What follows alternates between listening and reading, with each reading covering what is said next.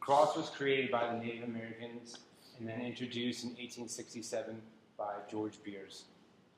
The game consists of a stick, a ball, 10 players on each team, and then there's coaches. Today there's managers, there's everything in the National League of Lacrosse, and then there's also box lacrosse. There's college lacrosse, which is extremely competitive. We go to Syracuse, which has the most national championships, 11. And then there's high school, which is still extremely competitive. And there's even travel leagues for 2nd, 3rd, 4th, 5th grade. It's become very marketed and advertised. The game itself, there are midfielders, attackmen, and defensive men. There has to be 10 players on the field at all times. If there's a man up, then there's 11. If it's man down, there's 9. The midfielders, there's 3 of those. Their role is to run around the field and make sure that the ball is cleared, which is called clearing, so that it's past the midfield line and that it's out of danger of the goalie.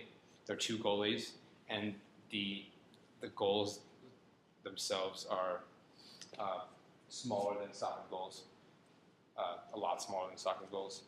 And the field is 110 yards long, with the restraining lines where the attackmen, the 3 attackmen, and the 3 defensemen stay back.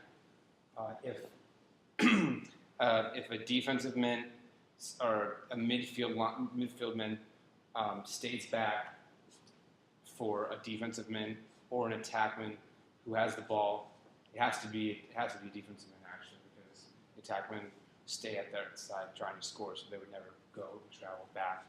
The defensive men can run past the midfield line only if a midfield player stays behind the midfield line, so that there are always 6 players behind the midfield line each time. Offside is when 7 players are past the midfield line, and that's a 30-second penalty, as well as checking. If you can check, it's a very physical sport. That's why there's equipment, the proper equipment. Today, you have to have a helmet, shoulder pads, elbow pads, a protected, strong jersey that goes over the shoulder pads, because the shoulder pads are actually pretty big. A lot of times they're bigger than football pads, because there's chest protectors, there's a back protector. A lot of times today, because of how aggressive lacrosse is, they'll wear a rib protector, because a lot of times they'll check you in the back, and if it hits your ribs or your kidneys, it's really, really painful. There's cleats that are for when it gets really rainy out and slippery. So that's the proper equipment. Today, the sticks are different. There's titanium, aluminum, and then the heads are made out of ceramic plastic, which is a lot more lightweight. The mesh that they use, the net that they use, the mesh, it can be hard or soft. The soft mesh usually is a lot more easier to cradle. The hard mesh is good for more competitive if you're shooting the ball a lot.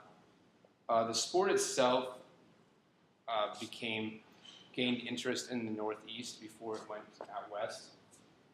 And I think that's about it. I have a video of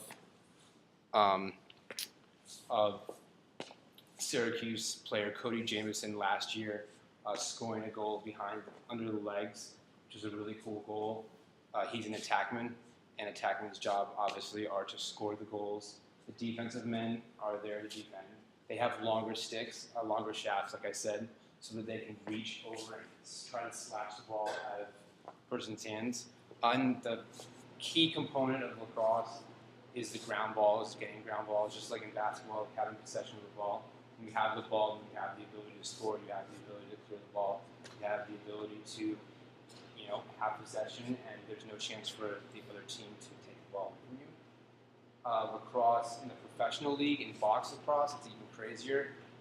You can wear, a lot of the goalies wear actual hockey knee pads, and they basically just cover themselves in pads and try to use their whole body to get over the goal, so that's basically almost impossible to score.